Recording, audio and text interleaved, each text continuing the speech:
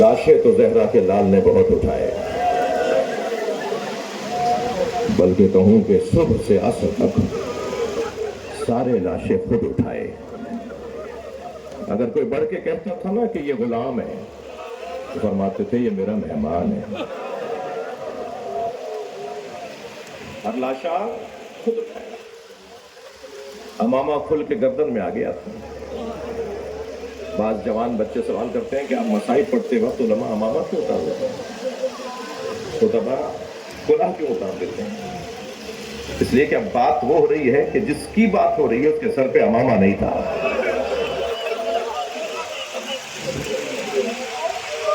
تصور تو کیجئے کتنے لاشیں اٹھائی امام حسین نے۔ میں نے فضائل کا دورانیہ کچھ کم کر دیا، مجھے کچھ دیر مصائب پڑھنے کے لیے۔ لاشیں بہت اٹھائے۔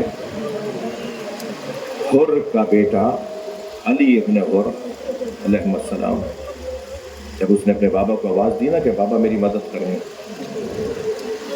گرز لگ چکا تھا، گھوڑے سے گر گیا تھا، تو اولاد والوں جان سکتے ہو، جانتے ہیں نا کہ اگر اس حالت میں اولاد ماں باپ کو پکارے تو وہ جو بستر پہ لیٹا باپ ہوتا ہے تو کم سے کم بستر سے گر کے بتاتا ہے کہ بیٹا میں اتنا کر سکتا تھا۔ اور کتنی جلدی پہنچا ہوگا اپنے بیٹے کے لاشوں۔ ایک مرتبہ دل کی دھڑکنیں بڑھ جاتی ہیں کہ جب ہور پہنچا تو کیا دیکھا حسین لاشا اٹھا چکے۔ بڑھ کر کا مولا یہ غلام زادہ ہے۔ امام نے فرمایا ہور جوان کی میت باپ نہیں اٹھاتا۔ اللہ اکبر، کیا قاعدہ دیا میرے مولا نے؟ فرمایا جوان بیٹے کی میت باپ نہیں اٹھاتا۔ عزیزدارو، رونا اسی کا ہے جس نے لوگوں کے مجاہدوں کے بیٹوں کے جنازے اٹھائے، جب علی اکبر کا لاشا اٹھا اجرکم اللہ اجرکم اللہ۔ آپ کی آوازیں بلند ہیں، جو جہاں بیٹھا ہے اپنی آواز کو آزاد رکھے گا۔ جس کے مذہب میں رونا جائز ہے وہ تکلف کر کے نہ روئے۔ جب آپ ایسے روتے ہیں نا جناب امام جعفر صادق دعا دیتے ہیں، امام محمد باقر تو مسلح بچھا کر دعا کرتے ہیں مولا حسین پہ رونے والوں کو۔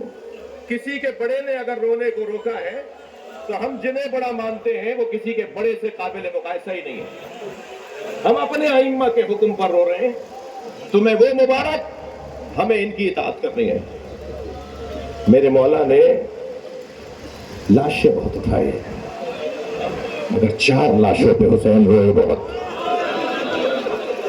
زبان پہ شکر کے کلمات، زبان پہ شکر کے کلمات اور آنکھوں میں آنسو۔ عجیب جامع الازداد ذات ہے ادھر آنا۔ انسان کامل نہیں ہے، انسان اکمل ہے، اور جو جتنا بڑا انسان ہوتا ہے اس کا دل اتنا ہی نرم ہوتا ہے۔ امام نے لاشیں بہت اٹھائے مگر 4 لاشیں، صرف نام لوں گا، جو جہاں بیٹھا ہے اپنے تصورات کو ذرا کربلا لے جائے۔ تو پہلا لاشا جس پر امام بہت روئے وہ حضرت قاسم کا لاشا۔ مجلس میں اللہ نہ کرے کوئی بیوہ بیٹھی ہو اور اس بیوہ کے کوئی بچہ بھی ہو،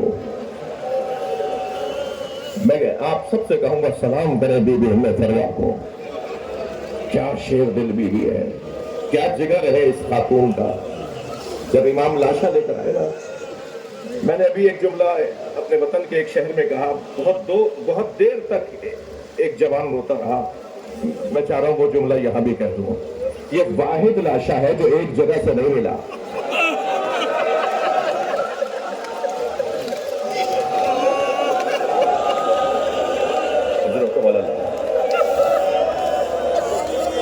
امام لاشا لے کر خیمگاہ کی طرف آئے۔ ہر شہید کے لاشے کی آمد پر اس شہید سے وابستہ بی بی ان کا استقبال کرتی تھی، مگر جب امام حسین پہنچے خیمگاہ کے قریب تو کیا دیکھا، سب بیویاں تو موجود ہیں مگر حضرت قاسم کی ماں نظر نہیں آ رہی۔ تو تعجب سے جناب زینب سے فرمایا بہن بھابھی ام فروا کہاں ہے؟ تو ایک اور بی بی کی آواز آئی کہ جب قاسم کے گرنے کی خبر آئی تھی تو ام فروا پشت خیمہ پر چلی گئی تھی. اب جا کے جو جناب زینب نے دیکھا تو کیا دیکھا؟ سجدے میں سر ہے اور بی بی ام فروا ایک تصویر پڑھ رہی ہے شکرن شکرا حقا حقا.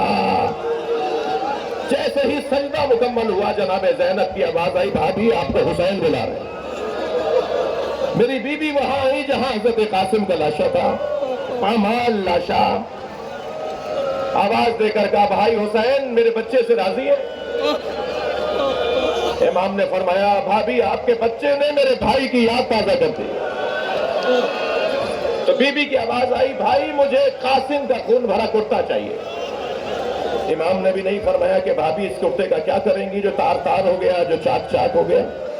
کچھ ہی دیر کے بعد امام حسین نے وہ خون بھرا کرتا جناب ام فروا کو دے دیا. بی بی نے اسے اپنے خیمے میں لے جا کے رکھ دیا.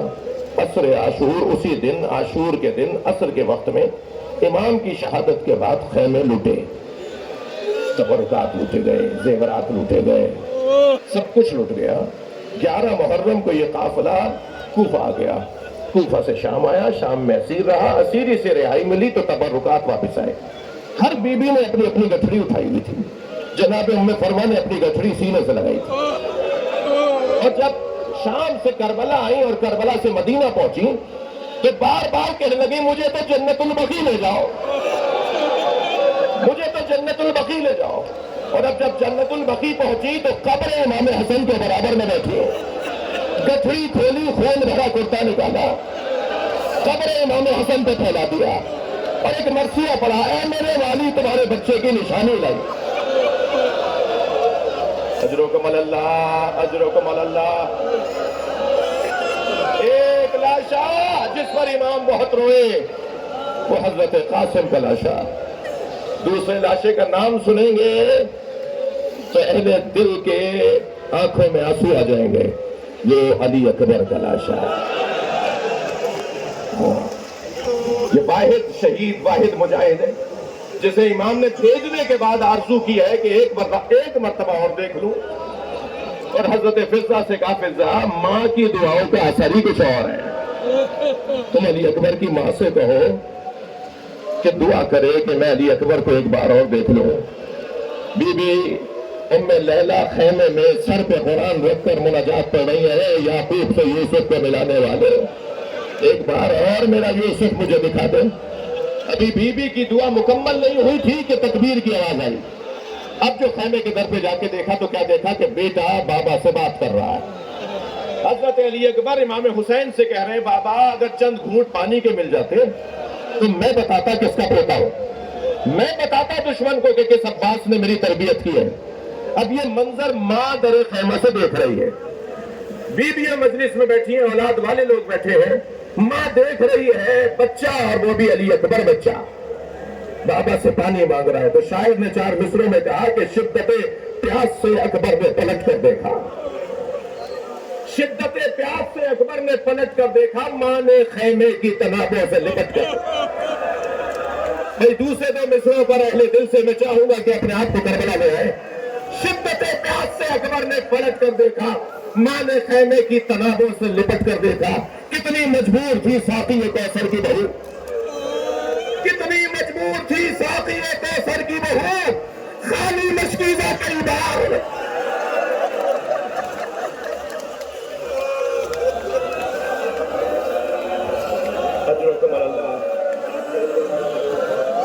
یہ دوسرا لاشا جس پر امام کی آنکھوں میں آنسو رہے. تیسرے لاشے کا نام بتا دوں گا اور وہ لاشا ہے عباس کا لاشا. حق ہے ایسے رونا.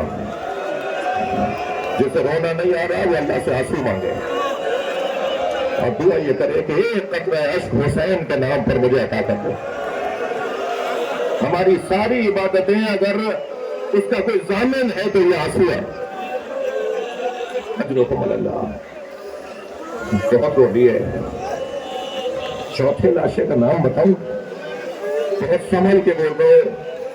میری کیفیت غیر ہو رہی ہے. ایک اور لاش ہے جس پر امام روئے، اور وہ چوتھا لاش ہے جس پہ سب سے زیادہ روئے. وہ لاشا چھوٹا بہت تھا، وہ لاشا چھوٹا بہت تھا، مگر حسین سے اٹھتا نہیں تھا. کبھی آگے جاتے تھے انا للہ، کبھی الٹے پیر واپس آتے تھے رضن میں قضائے ہی و تسلیم الامر. رونے والے امام حسین نے بچے کے لاشے پہ عطا کا دامن ڈالا ہوا تھا. لے کر کیوں گئے تھے؟ پانی پلانے کے لیے.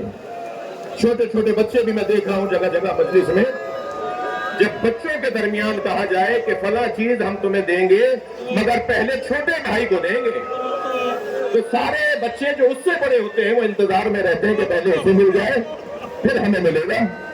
امام علی اصغر کو لے کر گئے ہیں پانی پلانے. تو جب لے کر آئے نا تو جناب سکینہ نے دیکھا، اللہ اکبر، تو دور سے آواز دے کر کہا بابا میں بھی پیاسے ہوں، بابا مجھے بھی پانی پلانا ہے. حسین کیا بتائیں کیسا پانی پلایا. لکھنؤ کی تہذیب ازاں بر صغیر میں عزادار خاندان، ماتمی خاندان، ذاکروں کی اولاد ہو. ابھی چند سال پہلے ایک جوان 6 محرم ایک جوان میرے پاس آیا، کہنے لگا مولانا میں مچھلی خرید کر لایا. میں نے باجی سے کہا، بڑی آپا سے کہا مجھے مچھلی تل دو. تو دادی بیٹھی ہوئی تھی تخت پر، تو ان کی آواز آئی بیٹا محرم میں مچھلی نہیں کھاتے. تو میں نے دادی سے کہا دادی حلال تو حلال ہے محرم ہو یا ربیع الاول. تو کہنے لگے ہاں تم آج جدید زمانے کے لوگ ہو نا، آج کے بچے ہماری کہاں بات مانیں گے، جاؤ جا کے مولانا سے پوچھو. تو مولانا میں آپ کے پاس آیا ہوں، میں مچھلی کھا لوں. وہ جب بول رہا تھا تو میں رو رہا تھا. میں نے روتے ہوئے اسے کہا میں اتنا بڑا عالم نہیں ہوں، مجھے اس مسئلے کا جواب نہیں آتا، تم دادی کی بات مان لو. کہنے لگا میں سمجھا نہیں. میں نے کہا تم دادی کی بات مان لو، وہ صحیح کہہ رہی ہیں. کہنے لگا مولانا سمجھائیے. میں نے کہا کیا سمجھاؤں؟ امام حسین نے علی اصغر کے تڑپنے کو اما ترائنا کیسا یتلذا، دیکھ نہیں رہے میرا بچہ مچھلی کی طرح منہ کھولتا.